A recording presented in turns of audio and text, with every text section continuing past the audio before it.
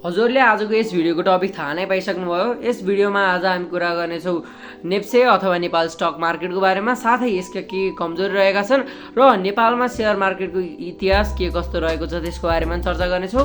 So watch till the end of this video, let's get started. अब नेप्सेको कुरा गर्दा हजुरलाई थाहा नै छ, नेप्से भनेको दोस्रो बजारमा कारोबार गर्नका लागि प्रयोग गर्ने प्लेटफर्म हो जसमा मान्छेहरूले सेयर किनबेच गर्न सक्छन्।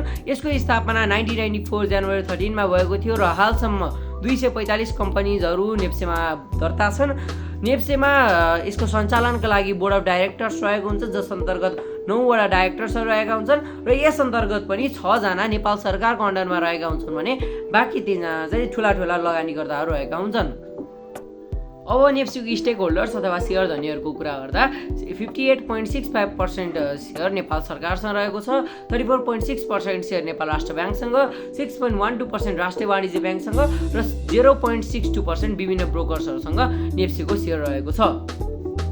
अब नेपालमा सेयर बजारको इतिहासको कुरा गर्दा पहिलोचोटि विराटनगर जुट मिल्स र नेपाल ब्याङ्क लिमिटेडले सर्वसाधारणहरूको लागि सेयर खुला गरेका थिए र यसको 24 वर्षपछि मात्र कम्पनी एक्ट इन्ट्रोड्युस गरिएको थियो र यसपछि मात्र कम्पनी दर्ता र कम्पनीको सञ्चालन सम्बन्धी एउटा कानुनी व्यवस्था रहेको थियो।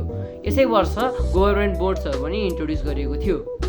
यसपछि नेपालमा सेयरहरूको सहज किनबेचका लागि सेक्युरिटिज एक्सचेन्ज सेन्टरको आवश्यकता पर्न थाल्यो र नेपाल सरकार र नेपाल राष्ट्र ब्याङ्कको सहकार्यमा 1973 एडीमा सेक्युरिटिज एक्सचेन्ज सेन्टरको स्थापना भयो र 1993 मा यही सेक्युरिटिज एक्सचेन्ज सेन्टरलाई नेपाल स्टक एक्सचेन्ज अथवा नेप्सेमा परिणत गरियो र 1994 जनवरी 13 बाट अफिसियली नेपालमा सेयर किनबेच सुरु भयो। सो वर्ष नै सेवन अथवा नेपाल धितोपत्र बोर्डको पनि स्थापना भयो र यो नै नेपालको सेयर बजारको इतिहास रहेको छ। अब नेपालको सेयर बजारको इतिहासको त कुरा भयो, अब नेप्सेका केही कमजोरीहरूको कुरा गरौँ।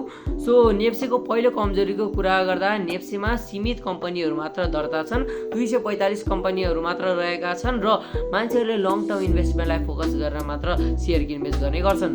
यसमा ट्रेडिङ अलि मुस्किल छ, किन भन्दाखेरि चाहिँ कुनै पनि सेयर किनबेच गर्नका लागि मिनिमम पनि 3 to 4 वर्किङ डेजहरू लाग्छ र यसको कारणले इन्ट्राडे ट्रेडिङ पोसिबल छैन।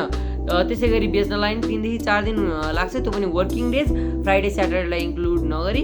सो त्यसै कारणले नेपालमा ट्रेडिङ चाहिँ अलि पोसिबल छैन। अब हजुरको मनमा इन्भेस्टिङ र ट्रेडिङमा के डिफ्रेन्स छ भने पनि जिज्ञासा उठ्यो होला। इन्भेस्टिङ भनेको लङ टर्मलाई फोकस गरेर गरिन्छ भने ट्रेडिङ भनेको भर्खरै किनेर प्रफिट केही बनाएर बेच्नेलाई ट्रेडिङ भनिन्छ। त्यही भएर नेपालमा चाहिँ अलि ट्रेडिङ पोसिबल छैन।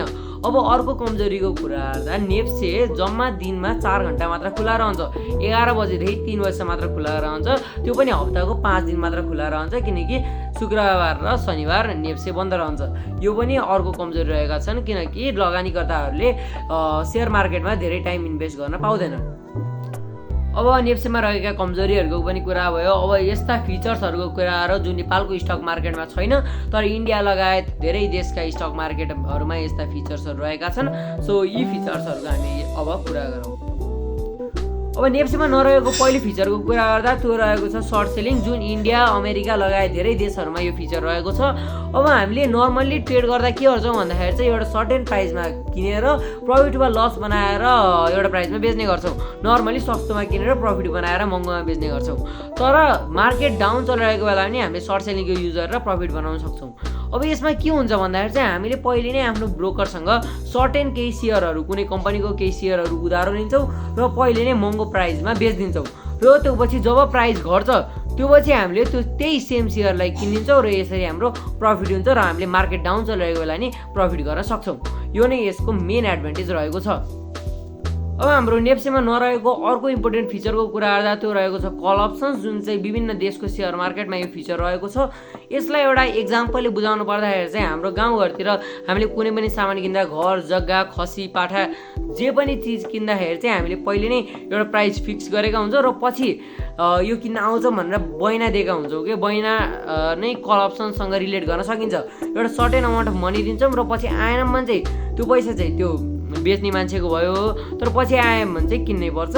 अब यसलाई अब फाइनेन्सियली अलि टेक्निकल्ली हेर्ने हो भने चाहिँ सेयर मार्केटमा के हुन्छ भन्दाखेरि चाहिँ हामीले चाहिँ एउटा मान्छेसँग डिल गरेका हुन्छौँ, एउटा सर्टेन अमाउन्ट अफ मनी दिएर पछि म यही प्राइजमा यो स्टक किन्न आउँछु भनेर डिल गरेका हुन्छौँ, र पछि हामी आएनौँ भने चाहिँ त्यो सर्टेन अमाउन्ट मनी त्यही मान्छेको हुन्छ, र पछि आयौँ भने चाहिँ मार्केट माथि जाओस् या तल हामीले त्यही प्राइजमा किन्न पाउँछौँ। अब जस्तै इक्जाम्पलको कुरा गर्दा जस्तै एउटा मान्छेसँग मैले म यो स्टक 200 रुपियाँमा किन्छु भनेर डिल गरेको छु भने पछि 300 जाओस् या 400 त्यो प्राइस हामीले 200 मै किन्नुपर्छ, र यसरी हाम्रो प्रफिट पनि हुनसक्छ, र यदि प्राइस घट्यो भने लस पनि हुनसक्छ। यो पनि अर्को एकदम इम्पोर्टेन्ट फिचर रहेको छ।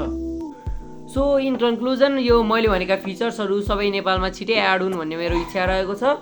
So if you like this video, hit the like button and make sure to subscribe to our channel.